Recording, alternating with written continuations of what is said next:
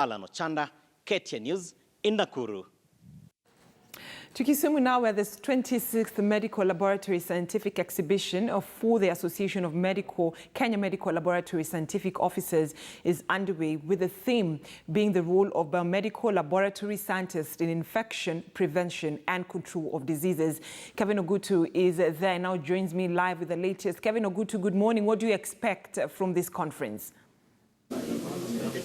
Well, a very good morning, Brenda. We are right here at one of the hotels in Kisumu, where we have got the 26th exhibition, this particular conference, and we have a staggering 40 exhibitors who are donning this particular hall, ready to really bring out what they have. And apart from that, we also have 56 scientific research papers that will be tabled, because this is just but the very first hours of this 26th edition of this particular conference. So we are just starting off, and a number of exhibitors have made their way here. We're just talking about 40 of them, and can talk about every other machine, every other technology that you can think about when you talk about medical laboratory. So the theme of this year, they're looking at the infection and prevention and control of diseases, and the role of the medical laboratory officers in the whole story of infection, prevention and control of diseases. So I'm here with the chair of the Association of Kenya Medical Laboratory Scientific Offices, who is none other than Safari Kithi. And Mr. Safari, we are talking about a staggering 40 exhibitors, okay? Maybe you could break down to Kenyans what they should be expecting from this vast, really, collection of exhibitors. And after that, maybe we can go into the theme and why you picked on that, because we are talking about UHC and then we are in Kisumu here. So let's start with the kind of exhibitors that are there and what maybe they bring on board. Okay, thank you so much. My name is Safari Kithi, the National Executive Chairman of the Association of Kenya Medical Laboratory Scientific Officers, acronymed as AKIMOLSO. And we are here holding the 26th Annual Scientific and Exhibition Conference. And this conference, we have lined the exhibition part and also the scientific part. So where we are is the exhibition area, and we have a total of 40 companies that have come to lay a very vibrant exhibition and display of equipment, reagents and chemicals that usually facilities use.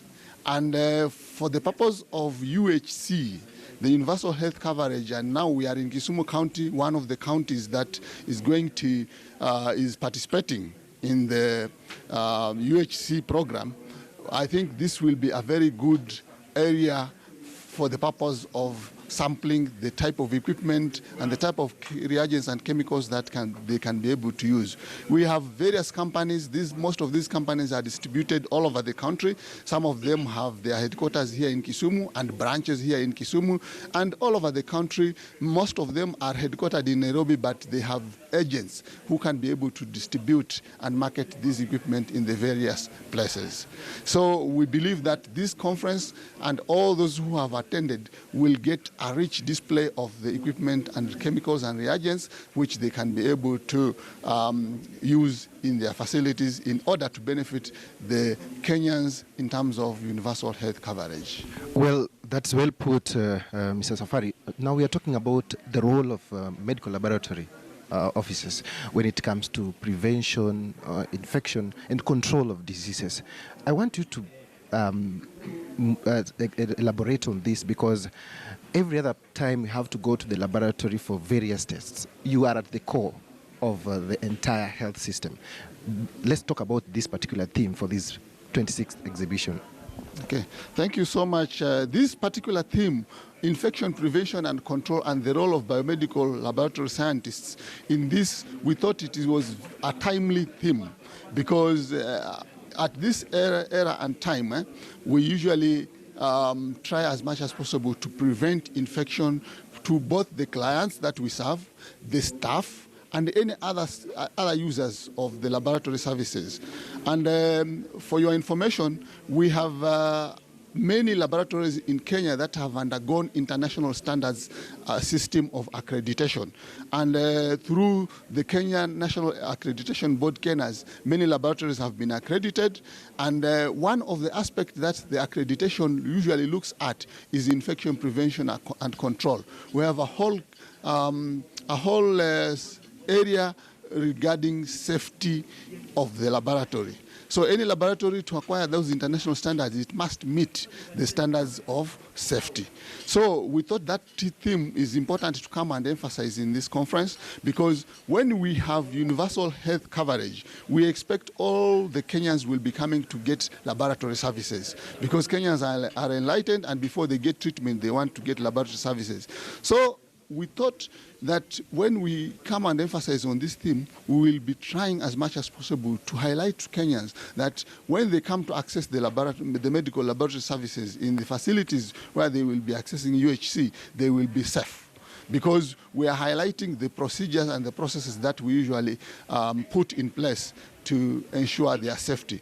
Safety in terms of blood transfusion. So we have these companies that are exhibiting here, and even the scientific papers being presented are highlighting about issues of safety of the blood for transfusion. They are highlighting about the safety of the clients right from the process of collecting blood from them, that is safe phlebotomy, until the processes that the processing of the specimen and the issuance of the results. Because you can even be able to reinfect a patient by contaminating the request form that the patient has carried to the laboratory. So all these are things that are being discussed in terms of scientific studies that have been done, and the mitigation measures that have been put in place.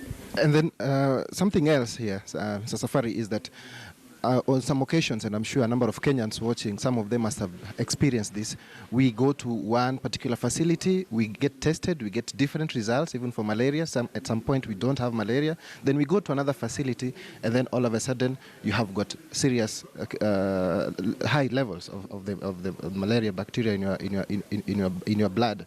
So these discrepancies, okay, and not just focusing on that, talking about the training and also the kind of equipment that we have, do you think we need a bit of streamlining so that we don't have such disparities?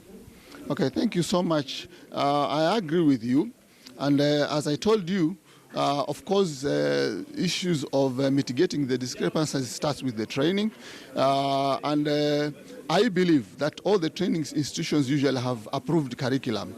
So maybe we have the Curriculum Development Institute, which I believe usually streamlines the curriculum that is being used for training.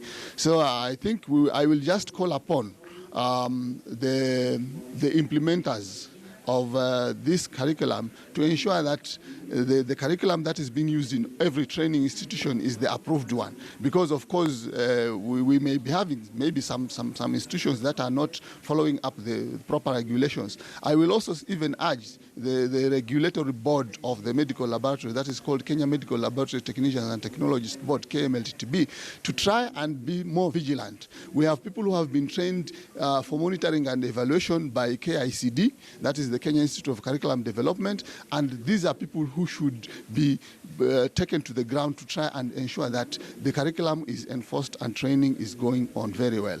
The discrepancies also during practice can arise due to maybe some ignorance of the professionals, or maybe issues of infrastructure and lack of following and implementing the standard operating procedures that are supposed to be used in the laboratory.